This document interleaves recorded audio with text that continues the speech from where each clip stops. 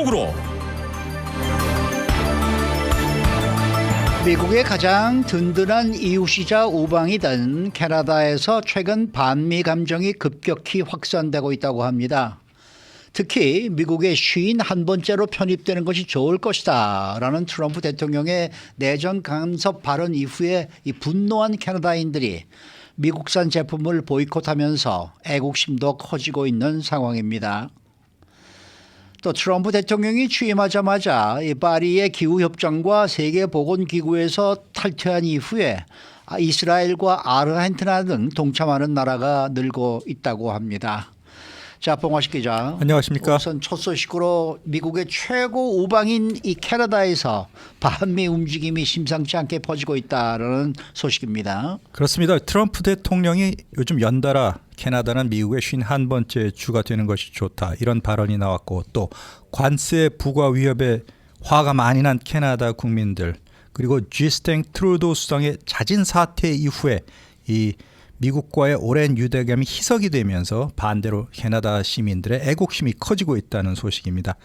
영국의 BBC 방송이 이런 현상에 대해서 자세히 보도를 했는데요. 지금 수많은 캐나다 국민들이 미국과의 사이에서 균열이 생겼다고 느낀다 이렇게 보도를 했고, 트럼프 대통령이 두 번째로 취임한 이후에 특히 이 같은 현상이 격화되고 있는데, 마치 한국과 일본 관계처럼 미국과 캐나다는 이제 가깝고도 먼 이웃이 될 그럴 조짐을 보이는 것 같습니다. 네, 구체적으로 반미 움직임이 어떻게 나타나고 있습니까? 일단 관세 폭탄 위협을 받은 이후에 캐나다 사람들의 삶의 태도가 상당히 달라졌습니다. 세계 최대 온라인 동영상 서비스 OTT인 넷플릭스, 그리고 세계 최대 온라인 상거래 플랫폼인 아마존에 대한 구독을 끊는 케이스가 캐나다에서 많이 늘고 있답니다. 두 회사 모두 미국을 대표하는 최고 대기업이죠. 그리고 캐나다와 미국 국경을 맞댄 북태평양 워싱턴주의 시애틀에서 탄생한 커피 회사 스타벅스도 안 마시는 캐나다 사람이 늘고 있고, 또 미국에서 제조돼서 수입되는 위스키도 거부하면서 캐나다 제품을 이용하자 이런 움직임이 커지고 있다는 것입니다. 그리고 지금 캘리포니아는 2월인데도 상대적으로 따뜻한 편인데, 캐나다 대부분의 지역은 지금 1년 중 가장 추운 겨울철입니다. 사흘 뒤에 미국의 남부 루이지애나주의 뉴올리언스에서 59회 슈퍼볼이 열릴 예정인데, 평소 같았으면 북부 추운 날씨를 피해서 이런 따뜻한 미국으로 1월, 2월, 3월에 여행을 오는 캐나다 분들이 많은데, 이런 투어를 취소하는 케이스도 지금 잇따르고 있다고 합니다. 그리고 꼭 루이지애나뿐만 아니라 역시 캐나다 사람들이 선호하는 인기 관광지인 캘리포니아주, 플로리다 여행 취소 문의도 잇따르고 있는데요. 미국은 수년 동안 오래전부터 캐나다 사람들이 가장 선호하는 관광지였습니다. 말도 똑같고 생각도 비슷하고 또 문화도 흡사하고, 그리고 이런 미국을 좋아했는데 완전히 배신감을 느끼면서 미국이란 나라는 캐나다 사람 입장에서 완전히 딴 나라다, 그런 개념도 퍼지고 있다는 것입니다. 아까 말씀드린 대로 가장 결정적인 타격은 트럼프 대통령의 미국의 51번째 주가 되는 것이 좋겠다 이런 거듭된 발언, 이 때문에 앞으로 미국과 너무 친해지면 오히려 잡아먹히겠다 이런 경계하는 분위기도 캐나다 사람들 사이에서 퍼지고 있다는 것입니다. 아니, 내가 캐나다 사람이라도 당연히 화가 나죠. 그런 얘기 들으면은. 그렇죠. 네, 그럼요. 지금 캐나다의 국민들의 심리는 그래서 상태가 어때요? 미국을 바라보는 오랜 관점 자체가 지금 크게 바뀌고 있는 상황입니다. 여론조사 결과 캐나다 국민들의 91%가 앞으로 캐나다는 미국에 덜 의존해야 된다, 주체적으로 나가야 된다 이렇게 생각하는 것으로 드러났습니다. 그리고 캐나다 사람들의 90%가 트럼프가 발표한 관세 조치를 앞으로도 계속 주의 깊게 지켜보겠다 이렇게 응답을 했고요. 이 때문에 관세 문제로 촉발된 것이 캐나다의 애국심을 고양시키는 계기가 됐고, 주스틴 트루도 총리의 무능한 리더십 정책으로 캐나다가 분열된 시기였는데, 마침 이런 트럼프 대통령의 발언 등으로 해서 모든 캐나다 정파의 사람들이 하나로 뭉치고 있다는 조짐입니다. 그렇기 때문에 전반적으로 이제는 메이드 인 캐나다 제품을 구매하라는 분위기가 조성되고 있고요. 각 주별로도 우리 주에서 산출된 물건을 구매하자 이런 캠페인이 시작이 됐습니다. 마치 이를 보노라면은 100여 년 전인 1920년대 일제 식민지 시절에 조선 사람은 조선 것을 쓰자 이런 물산 장려 운동과 굉장히 비슷한 운동이 벌어지고 있는데 캐나다 내부에서도 무역 장벽 제거에 나서면서 이 다각화를 추진하고 있습니다. 그리고 일부이긴 하지만 사실 그동안 미국 사람들이 캐나다를 촌뜨기 국가다, 시골 나라다 이렇게 폄하하거나 캐나다에 관광을 갔을 때 그런 자세를 드러내는 행위가 적지 않았다는 것입니다. 물론 이번 사태로 몇백 년 동안 이어왔던 두 나라 특수관계가 하루아침에 무너질 것으로 보이지는 않지만 앞으로 트럼프 대통령의 행보에 따라서 더 큰 변화가 예상되고 있습니다. 네, 캐나다하고 미국하고 야구 같은 종목은 같이 그 리그를 공유하지 않습니까? 그렇습니다. 스포츠를 보노라면은 미국과 캐나다 사실 구분하기도 어렵죠. 메이저리그 같은 경우에는 지금 아메리칸 리그 동부조의 캐나다 팀인 토론토 블루제이스가 뉴욕 양키즈, 보스턴 레드삭스와 같은 조로 매년 치열한 경기를 벌이고 있습니다. 그리고 토론토도 90년대 월드 시리즈에서 2번이나 우승한 바가 있고요. 그렇지만 또 다른 캐나다 팀인 몬트리올 엑스포스는 재정난에 빠져서 지금 워싱턴 내셔널스로 연고지가 바뀐 그런 상황입니다. 그리고 캐나다의 유일한 메이저리그 야구팀인 토론토 블루제이스는 80년대에 이미 한국의 최동원 투수와 연봉 15만 달러의 계약을 맺기도 했는데 무쇠팔로 불리고 있던 연세대 출신의 최동원 투수가 82년도 서울에서 열린 세계 아마추어 야구 선수권 대회 출전 문제 그리고 군 문제가 해결되지 않았기 때문에 아쉽게도 토론토 최종 입단이 성사되지 못했습니다. 그 대신 박찬호라는 한양대 무명의 선수가 메이저리그 다저스와 94년도에 계약을 하면서 한인 메이저리그 1호의 영광을 차지했는데 토론토는 캐나다 팀이지만 그 이후에도 유현진 투수와 오승환 투수가 뛰면서 한인 팬들에게 가장 익숙한 그런 메이저리그 야구팀으로 사랑받고 있습니다. 야구는 그렇다 치더라도 뭐 아이스하키는 솔직히 말해서 북미 리그죠. 미국 그렇습니다. 리그가 아니라 뭐 캐나다하고 꼭 합쳐야 될 그러한 상황이니까 아이스하키 같은 경우는 뭐 캐나다가 오히려 더 주전 국가죠. 메이저 종목 중에서 양국 관계가 가장 활발한 것이 바로 겨울철 스포츠 아이스하키인데요. NHL의 캐나다 팀만 7개 도시 팀이 있고요. 스탠리컵까지 캐나다 팀이 수없이 재패를 했습니다. 그리고 NHL 최고 명문팀 역시 캐나다 팀인 몬트리올 캐나디언스인데 24번이나 스탠리컵을 쳐들면서 캐나다 사람들의 자존심을 세워줬죠. 그리고 NHL 북미 하키 리그 600명 선수 가운데 70%가 캐나다 국적입니다. 미국 선수는 15%밖에 되지 않습니다. 팀이 20개 팀 이상이 미국 도시에 있지만 선수들은 대부분 캐나다 사람이죠. 그리고 2018년 평창 겨울올림픽에서 한국팀 감독을 역임한 백지선 감독, 미국 이름은 짐 백, 캐나다 국적의 한인입니다. 피츠버그 펭귄스 시절에 마리오 르뮤 선수와 함께 스탠리컵 2번이나 우승을 하기도 했고 그리고 어제 크립토닷컴 아레나에서 NHL 미국 캐나다 동서 라이벌전이 열렸는데 LA 킹스와 캐나다의 몬트리올 캐나디언스가 맞붙었는데 킹스가 6대3으로 이기면서 그 경기 전에 양국 국가 연주하고 또 경기 내내 미국 캐나다 팬들이 서로 야유를 하면서 예전과는 굉장히 달라진 그런 라이벌 뜨거운 경기 장면을 연출을 하기도 했습니다. 그리고 뭐 풋볼 같은 경우만 캐나다 리그가 따로 있지만은 그래도 경기 규칙도 다르고 풋볼을 제외하고 모든 종목은 미국 캐나다가 사실 하나의 리그로 가고 있는데 이것도 앞으로 어떻게 변할지 주목해 봐야 될 것 같습니다. 네. 그 뭐 제3세계 나라 사람들은 캐나다를 미국과 연관시켜서 뭐 굉장히 가깝거나 아니면은 미국의 일부가 아닌가 뭐 이렇게 착각을 오해를 하는 분들도 계시다고 하더라고요. 네, 그렇습니다. 실질적으로 캐나다가 미국의 속주 또는 뭐 정말 트럼프 대통령 말대로 50몇 번째 주가 아니냐 이렇게 착각하고 있는 경우도 적지가 않습니다. 제3세계 국민들 입장에서는. 네. 그렇지만 차이점도 있죠. 미국은 영어 하나만 쓰고 영국계가 많은 캐나다 서부는 영어를 쓰고 캐나다 동부는 프랑스계가 많아서 프랑스 말을 쓰고 한 나라에서 영어 언어를 두 가지로 쓰는 게 캐나다입니다. 그리고 미국은 대통령 제도로 되어 있는데 캐나다는 내각 책임제. 그리고 캐나다에서 총리로 당선되려면은 반드시 영어와 프랑스 말을 둘 다 유창하게 구사해야 된다는 불문율이 있습니다. 그리고 캐나다 땅덩어리가 미국보다 약간 크긴 하는데 인구는 미국의 10분의 1에 부족하기 때문에 노동력이 항상 모자랍니다. 그래서 한국과 홍콩 이민자들을 많이 받고 있고 또 캐나다 인구 4천만 명 가운데 5분의 1, 20%가량은 불어를 사용합니다. 이분들은 영어를 잘 못하죠.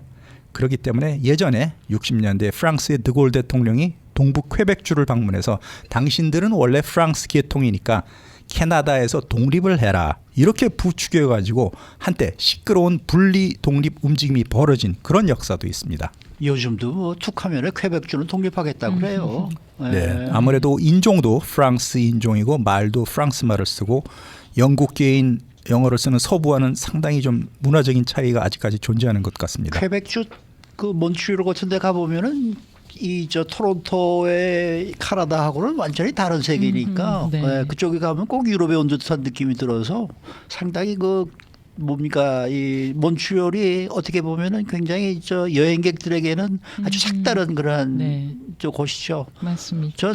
저는 정말 몬트리올 참 좋아합니다. 캐나다 경제력은 어때요? 네, 1인당 GDP 소득이 평균 6만 2천 달러입니다. 세계 30위권인데요. 미국의 8만 달러보다 약간 뒤처지는 그런 상황이고요. 화폐는 캐나다 달러를 쓰고 또 대통령제인 미국과는 달리 영국의 왕을 국가원수로 채택한 영연방의 일원이 바로 캐나다입니다. 서쪽으로는 한국이 위치한 태평양 그리고 동쪽으로는 유럽과 맞닿은 대서양에 자리 잡고 있는데 러시아에 의해서 땅덩어리가 세계에서 두 번째로 큰 나라입니다.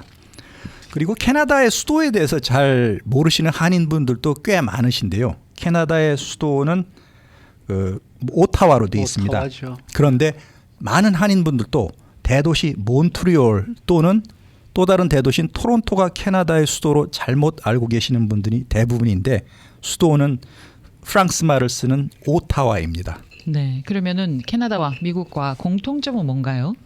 세계에서 가장 긴 육지 국경을 동서로 공유하고 있는 이웃 나라죠. 그리고 모두 영국으로부터 식민지 상태에서 독립을 했다. 이런 공통점이 있습니다. 그리고 캐나다도 역시 미국과 똑같이 세계에서 손꼽히는 다인종, 다문화 국가인데 인종만 보더라도 백인, 한인을 포함한 아시안, 흑인, 인디언 원주민 다양하게 구성이 되어 있습니다. 16세기에 캐나다도 미국처럼 프랑스 탐험대가 대서양 연안을 돈 뒤에 북미에 정착을 했는데 원주민인 인디언을 물리치고 미국보다 100년 늦은 1867년에 캐나다 연방으로 영국으로부터 독립을 한 나라입니다. 그렇지만 아직도 영연방의 회원으로 되어 있고 70년대에는 국가를 상징하는 빨간색 단풍 디자인을 새로운 국기로 채택을 했는데 의원 내각제이기 때문에 여기도 정권이 자주 바뀝니다. 미국과의 수백 년에 걸친 길고도 복잡한 관계가 지금의 캐나다 역사, 경제, 문화에 아주 큰 영향을 끼쳤습니다. 오늘은 뭐 캐나다에 대한 공부를 하고 있네요, 우리가. 그렇습니다. 캐나다라는 이름은 어떻게 탄생한 거예요? 이 어원에 대해서는 아직 확실한 이론은 없습니다. 하지만 원주민은 세인트 로렌스 이로코이족 말로 마을 그리고 정착지를 의미하는 카나타에서 유래한 것으로 받아들여지고 있습니다. 카나타가 스펠링이 원래 K로 되어 있는데 이 K라는 알파벳이 프랑스 스타일인 C로 변형되면서 캐나다 스펠링이 C로 C-A-N-A-D 캐나다 K가 아니죠. 반면에 대한민국 같은 경우에는 코리아라고 쓰면서 C로 안 쓰고 K로 사용하고 있습니다. 그리고 16세기에 프랑스 탐험가 작 까르티에가 마을을 가리키는 이 카나타라는 단어를 처음 사용을 해서 이후에 이 캐나다 전체 지명이 카나타에서 캐나다로 변했다는 것입니다. 그리고 영국이 정복을 한 뒤에 1791년까지는 나라 이름이 카나타가 아니라 퀘벡으로 불렸습니다.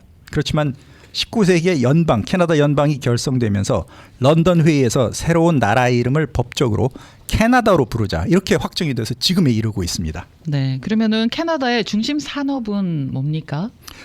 농업 중심이 아주 임업, 농업 그리고 항공 우주 사업이 굉장히 발달했습니다.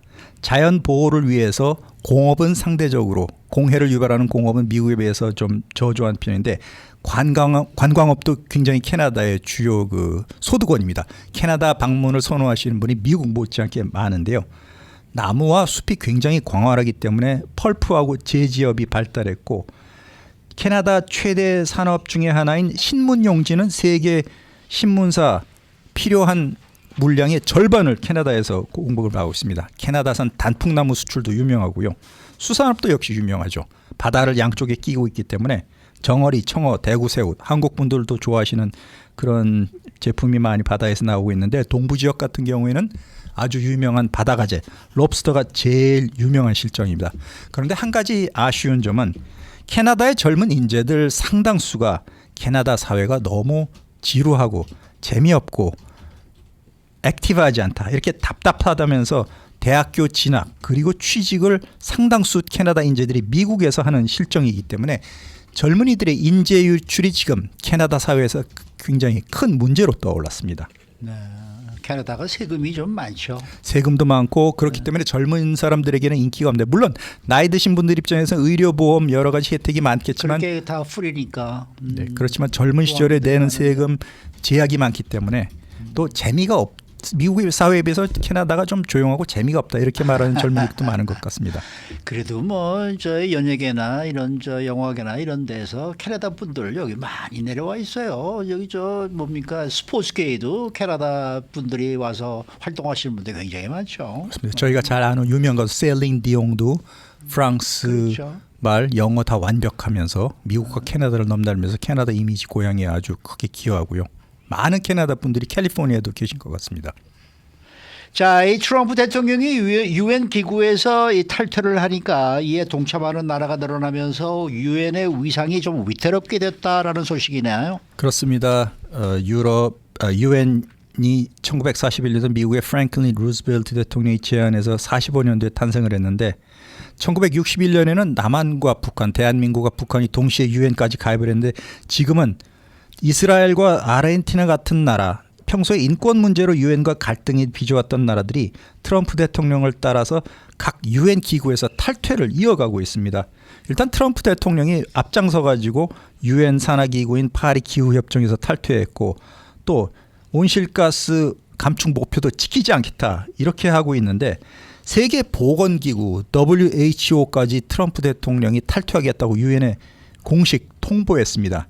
이에 발맞춰서 이스라엘과 아르헨티나도 평소에 우리를 적성국가 나쁜 나라로 비난해왔던 유엔의 불만을 품으면서 이런 각종 기구에서 연달아 탈퇴하면서 유엔의 위상이 앞으로 위험에 처했다. 그런 말도 나오고 있습니다. 네, 수고 많으셨습니다. 고맙습니다. 봉화식 기자였습니다.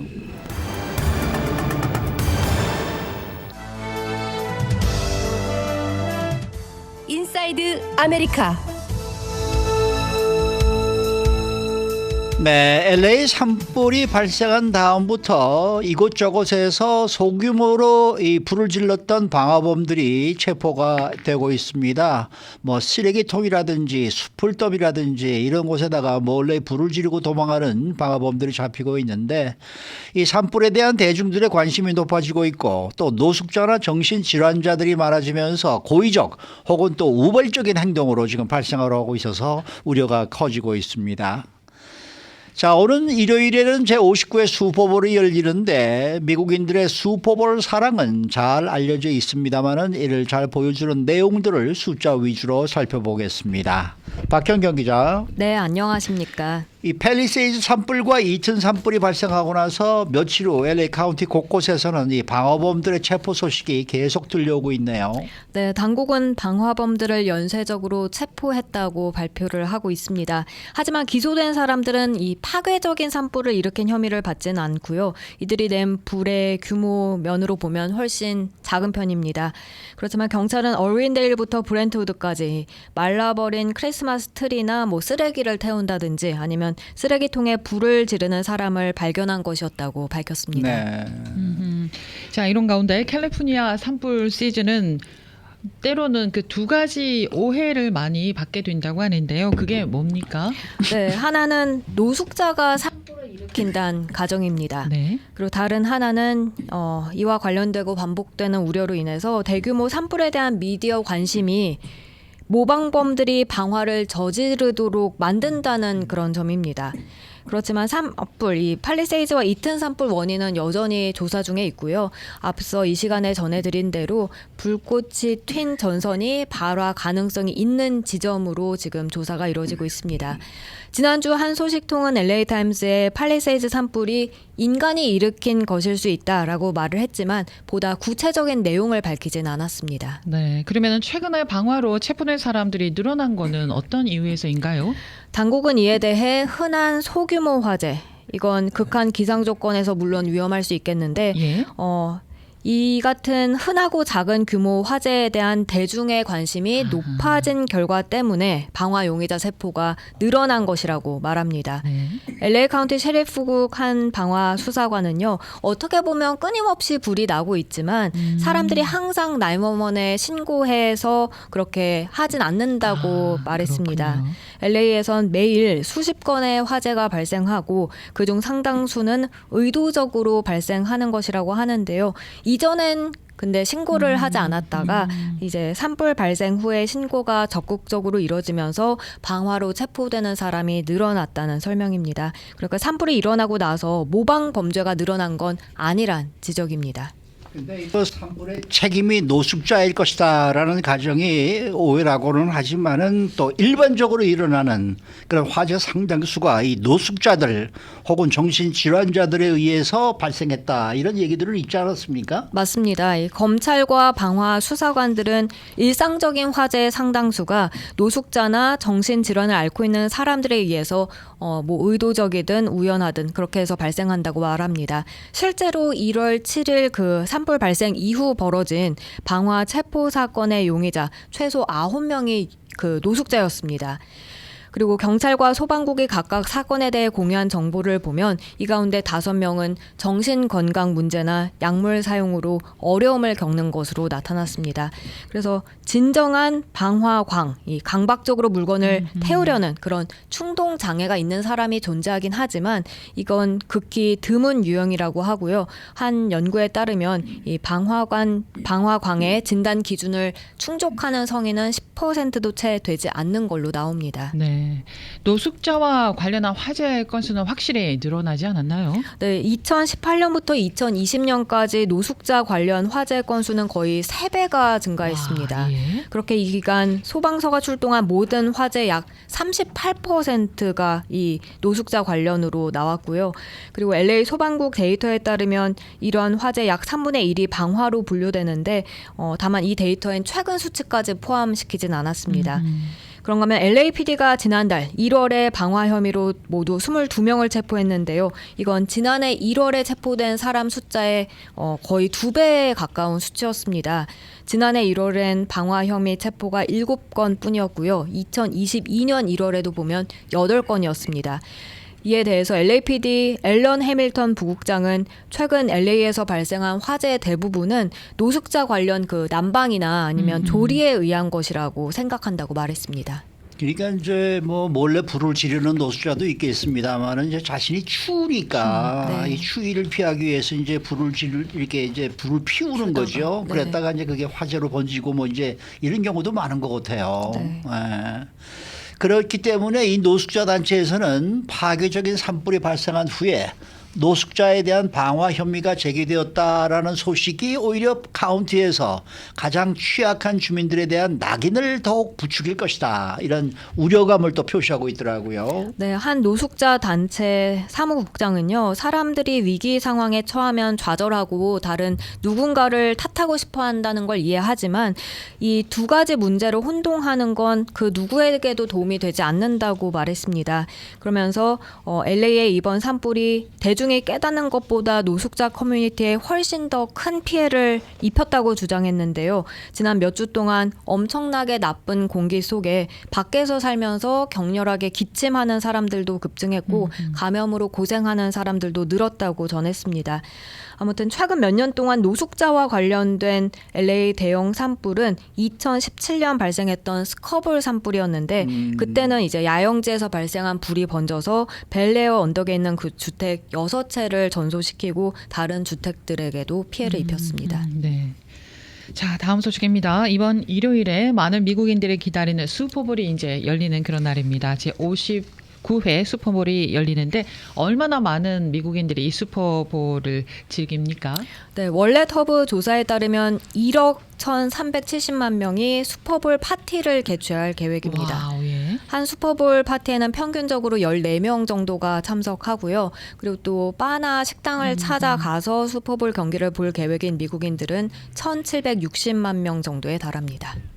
이 미국인들이 슈퍼볼을 얼마나 좋아하는지를 보여주는 그런 조사가 또 있었다면서요? 네, 미국인 43%, 10명 중 4명 꼴은요, 슈퍼볼 다음날 하루 빠질 수 있다면, 일을 빠질 수 있다면, 그 휴가 하루를 포기할 수 있다고 답했습니다. 대단합니다. 네, 슈퍼볼 선데이는 또 미국에서 두 번째로 음식 소비가 많은 날인데요.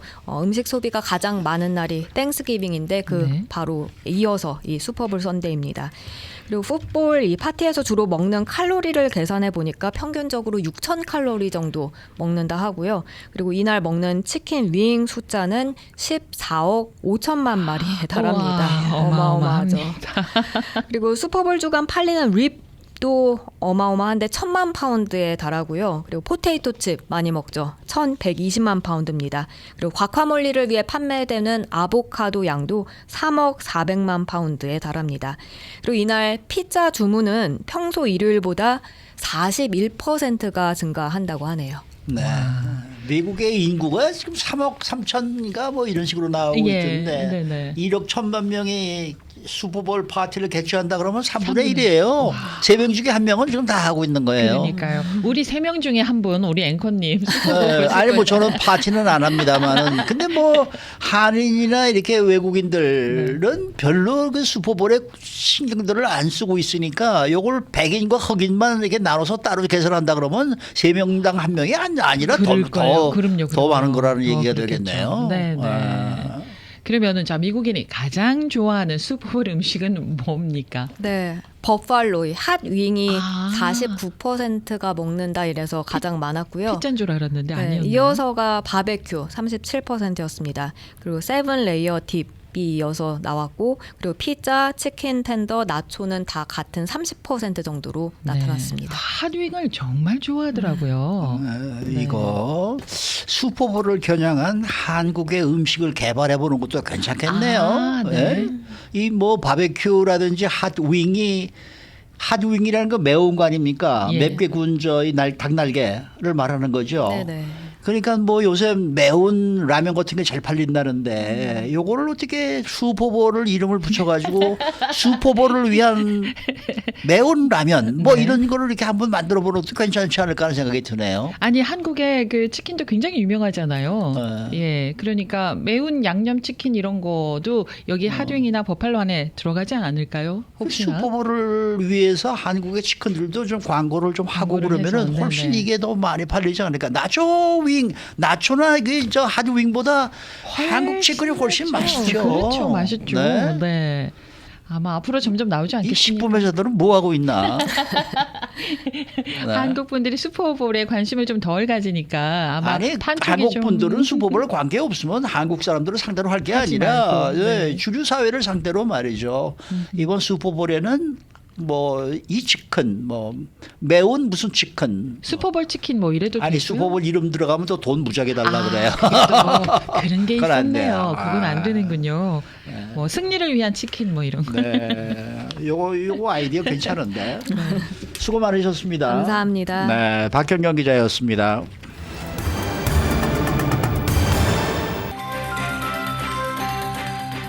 데일리 브리핑. 네, 오늘은 퀀텀 F&A 최은하 대표 모시고 이야기를 들어보는 날입니다. 최 대표님 안녕하십니까? 안녕하십니까. 네. 요즘 도널드 트럼프 대통령이 뭐 25%, 10% 추가 뭐 관세 뭐 이러면서 지금 뭐 여러 가지 이야기들이 지금 나오고 있습니다. 캐나다와 멕시코는 또 25%를 부과했다가 또 한 달 유예를 했고 또 중국에는 10% 추가 관세는 또 부여를 해서 지금 이제 이 실시가 되는 모양인데 이렇게 고율 관세를 부과한다는 정책이 이게 과연 효과는 있는 겁니까? 만약에 고율 관세 정책이 어떤 뚜렷한 목표를 가지고 설정이 됐다라고 가정을 하면은 아하. 관세 정책이라는 게 상당히 변화하기에는 어려워야 됩니다.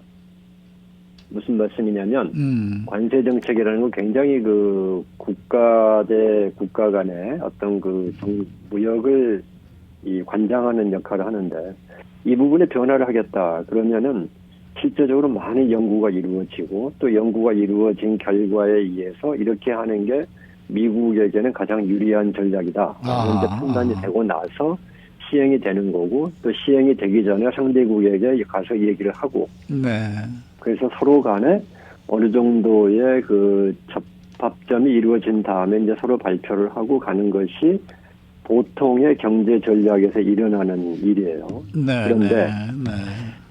지금 그 저희가 트럼프 대통령이 이제 취임한 이후에 이 여러 관세 정책만이 아니고 여러 가지 대통령 시행령을 보더라도 이제 조금 그 부분에서 이렇게 투명하지 않은 부분들이 있죠. 네. 과연 충분히 검증이 이루어져서 지금 이제 이러한 결론이다라고 정책 시행을 하는 건지 또 관세 정책 같이 다른 나라와의 연관성이 있을 경우에 다른 나라와의 어느 정도의 교감이 이루어진 건지 이제 이런 부분들이 너무 급하게 이루어지다 보니까 혹시 준비가 덜 되지 않았냐 이제 이런 네. 그 의구심이 가져오는데 그러면은 왜 그렇게 급하게 하느냐라는 이제 그런 질문이 나올 수 있어요.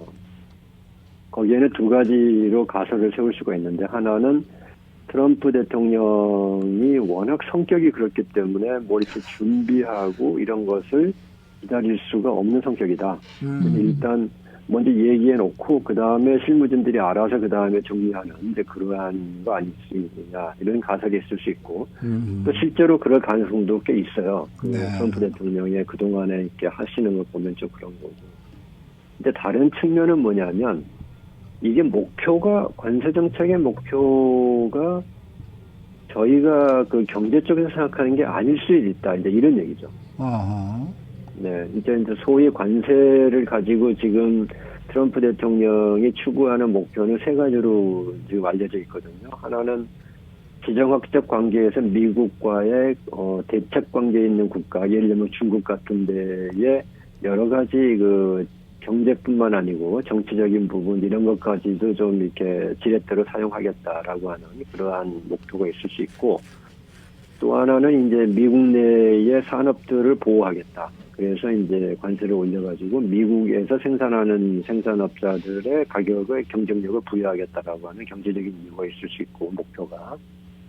세 번째는 이제 미국에서 트럼프 대통령의 감세 정책을 추진하려고 그러는데 그걸 하기 위해서라면은 지금 공화당 내에서 자당인 공화당 내에서조차도 감세 정책하면은 부족한 세수를 어떻게 메꿀 거냐라는 이렇게 질문이 있다 보니까 이것을 메꾸는 방법으로 이제 관세를 시행하려고 하는 거 아니냐 이렇게 이제 목표를 크게 세 가지를 지금 분석을 하고 있는데 저희들이 이제 예를 들면 캐나다, 멕시코의 25% 얘기를 들었을 때 나온 대답이 소위 말해서 중국이 관세를 때려놨더니 중국에서 우회로 들어오는 창구로 멕시코와 캐나다가 이용되지 않느냐 이제 이런 얘기를 했었거든요.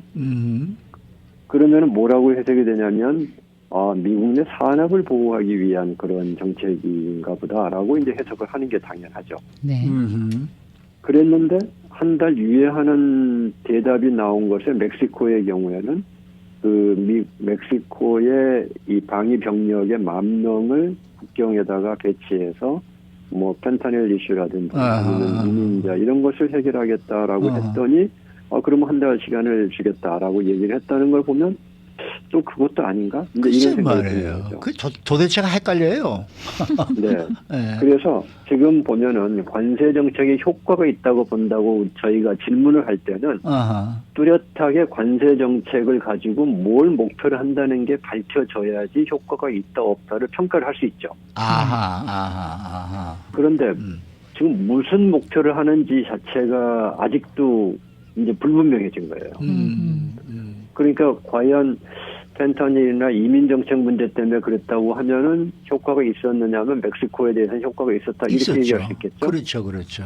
그러나 중국에서도 우회로 들어오는 그 중국이 이제 멕시코의 공장을 많이 만들고 했기 때문에 이것을 방지하는 차원에서의 이번에 관세 정책에 효과가 있었다 그러면은 없었다 이렇게 얘기할 수 있다. 그렇지. 네.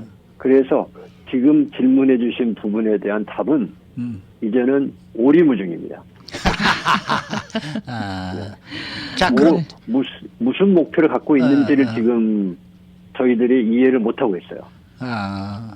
그리고 이 부분이 만약에 정말 저희들에게도 일반 그 관측하는 사람들에게도 좀 비밀로 할 만큼 중요한 이유가 있어서 그런 건지 아니면 정말 왔다 갔다 하는 건지 이게 파악될 때까지도 저희들은 뭐 전혀 이해가 할 수가 없는 상황인 거죠. 그러니까 지금 관세 정책 효과를 논하기에는 오케이. 너무나 좀 복잡한 상황이다. 이제 이렇게 좀 종합적으로 말씀드릴 수 있을 것 같아요. 자, 그렇다면 말이죠.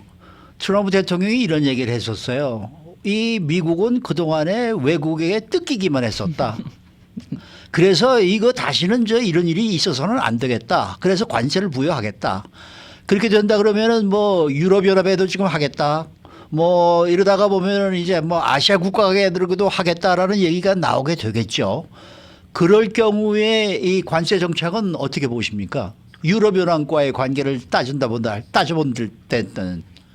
네, 이제 이것은 굉장히 큰 그 글로벌 정책에 대한 이슈가 되는데요. 조금 우리가 역사를 좀 돌이켜볼 필요가 있어요.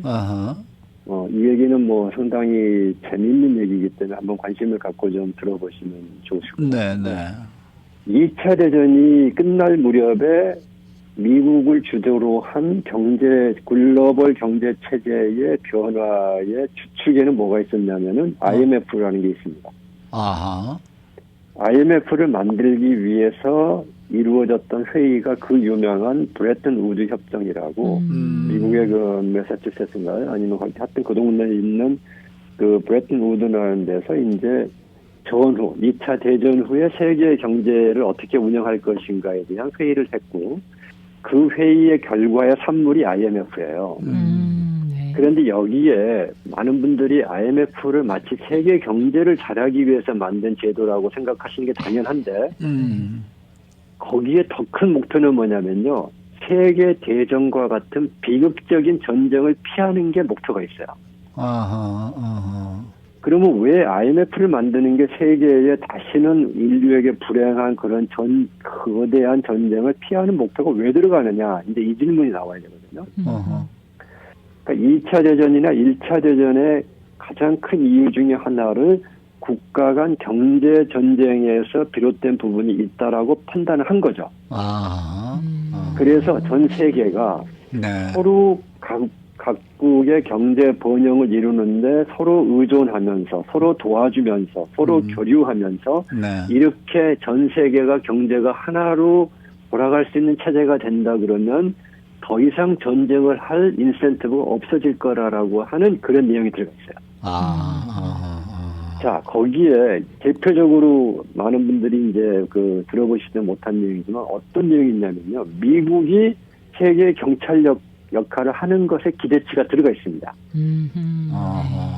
그러면 세계 자유무역을 하는 데 있어서 제일 중요한 게 뭐죠? 자유로운 선박의 이동이에요. 저희가 지금 당연하게 생각하시지만 옛날에 영국하고 스페인하고가 그 함대 전쟁이 일어났던 가장 근본적인 이유 중에 하나가 카리비안에 있는 나라들로부터 여러 가지 뭐 금이라든지 이런 것을 가져갈 때 해적들이 들끓었잖아요. 맞아요. 그랬었죠. 네, 저희는 단순히 해적이라고만 보시면 안 돼요. 그 해적은요 국가 단위에서 운영하던 제도일 수도 있어요. 제도인 부분이 많이 있어요. 그러니까 이 해군력이 더 강한 나라들이 더 탈취를 많이 하는 거죠.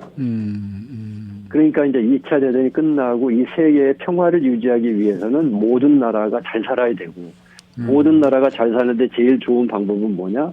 서로 간에 자기들이 잘하는 것을 만들어서 서로 간에 교환할 때 세계 경제가 가장 발전한다. 이런 개념이거든요.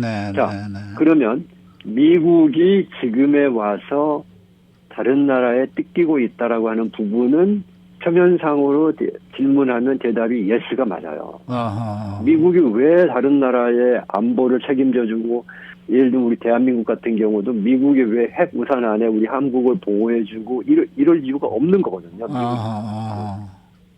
근데 왜 해야 되느냐? 아하. 여기에 혜택을 보는 게 미국이에요. 미국이 본다 혜택을. 아하, 네. 네. 음. 자, 세계의 무역이 잘 이루어지고 하는 속에서 미국의 달러로 거래가 거의 다 되고 있잖아요. 네. 그렇죠. 근데 세계 교역이 늘어나면 날수록 혜택을 보는 것은 미국이 되는 거예요. 아하. 아하. 그러니까 미국은 지금 8조 달러를 다른 나라에 빚지고 있어요. 아하. 다른 나라가 미국의 국채를 8조 달러를 가지고 있어요. 네네네. 그러면 왜 다른 나라가 미국에 8조 달러씩이나 빚을 줄까요? 그것은 그만큼 미국이 강하고 미국이 세계 경제의 중심이라는 믿음이 있기 때문에 주는 거죠. 아하. 그러니까 어떻게 보면은 서로 맞물리는 게 뭐냐면 미국이 오늘날 이렇게 다른 나라에 비해서 잘 살고 번영을 누리는 이유 중에 하나는 다른 나라들이 미국의 빚을 감당해주는 부분이 있기 때문인 거고, 아하. 그 속에는 또 반대로 그런 나라들은 그러면 바보여서 미국을 지원해 준 게 아니고 미국이 그만큼 세계의 경제를 지켜주고 세계의 상권을 보호해주고 세계의 금융을 보호해주는 그런 역할을 하기 때문인 거죠. 아하. 그러니까 이런 게 다 복합적으로 얽혀 있기 때문에 네. 미국이 지금 당장 손해를 보고 있다라고 하는 부분은 그럴 수 있어요. 그 하나만 보면은. 그러나 이 하나만 봐가지고 판단할 문제가 아니에요. 그러니까 만약에 미국이 모든 생산을 미국 내에서 하겠다? 자, 그러면 어떻게 되겠어요? 다른 나라들은 미국의 달러가 필요 없어지게 된다는 얘기죠. 네. 미국의 달러가 필요 없어지면 어떻게 돼요? 미국에 대해서 갖고 있는 빚을 다른 나라는 다 갚으라고 덤벼들어올 거예요. 그러니까 그게 과연 미국 국익에 대해 유리하냐, 미국 경제에 대해 유리한가, 이런 부분은 따져봐야 돼요. 그래서 지금 관세 같은 경우도 누가 가장 혜택을 받느냐, 다른 나라가 싸게 들어와서 가장 혜택 본 사람이 누구냐면 미국의 소비자들이에요. 그렇죠. 네. 자, 그러면 이렇게 제가 질문해 볼게요. 오케이, 관세를 때려서 다른 나라들이 미국의 회사, 미국의 제조업자들과 경쟁하는데 불이익을 주고 있으니까 관세를 때려서라도 미국의 물건값을 올려가지고 다른 나라 물건이 못 들어오게 막겠다. 그러면은 우리 소비자로서 우리 라디오 코리아 청취자분들이 소비자로서 월마트나 커스코에 가셔가지고 지금보다 물건값을 25% 30% 내고 사시는 게 좋으시겠어요? 아니요. 아니요.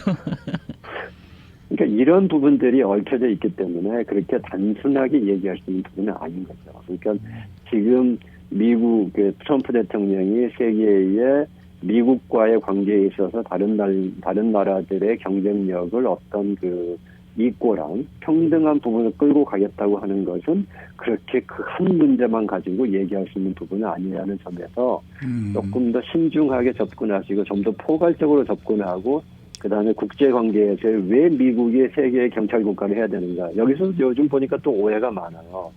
미국이 경찰국가라고 하는 개념을 마치 미국이 다른 나라를 가서 이렇게 누르는 거예요. 그게 아니야. 미국의 경찰국가라는 개념은 다른 어떤 제3국이 또 다른 제3국에 대해서 물리적으로 이 억압을 행사한다든지 이런 것을 보호해주는 경찰국가를 생각해요.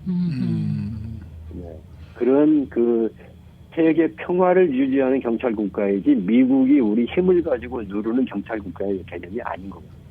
그러니까 그런 부분들까지 좀 보셔서 이 미국의 정책이 이루어지기를 바라고 있고 저는 누구보다도 그런 면에서는 이 좀 세계 경제, 세계 무역 이런 부분들이 원활하게 돌아가게 하는데 물론 잘못하는 나라들이 있어요. 그러면 그런 것을 부수적으로 지역적으로 하나씩 해결하기 위해서 또 협상도 하고 어떨 때는 조금 압력도 놓고 이렇게 하시는 건 좋지만 마치 다른 나라들이 전부 총체적으로 미국을 이용해 먹고 있다. 이렇게 얘기하는 것은 조금 잘못하면은 문제의 본질을 흐릴 수 있다는 그런 좀 우려가 있다.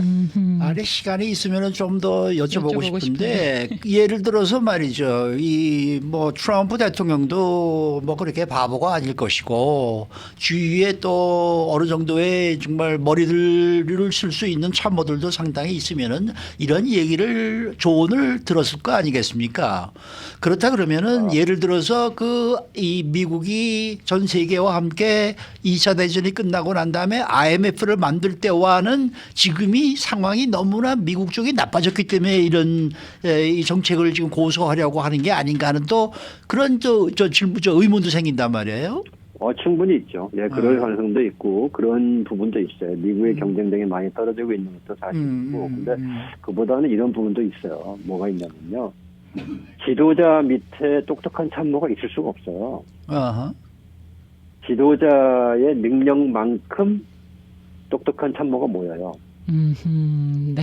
그렇기 때문에 맞습니다. 어떤 지도자가 굉장히 강한 신념을 가지고 있을 때 그 어. 신념이 틀렸다고 가정을 해보자고요. 어허. 그 틀린 신념을 틀렸습니다라고 얘기할 수 있는 참모는 그 세계에서 못 버텨요. 아.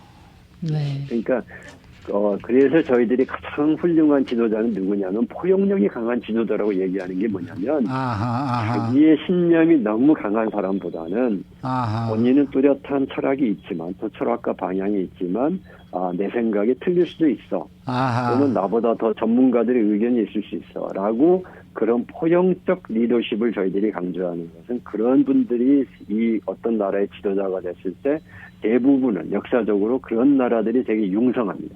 알겠습니다. 네. 오늘 말씀 잘 들었습니다. 네, 감사합니다. 네, 이거는 to be continued.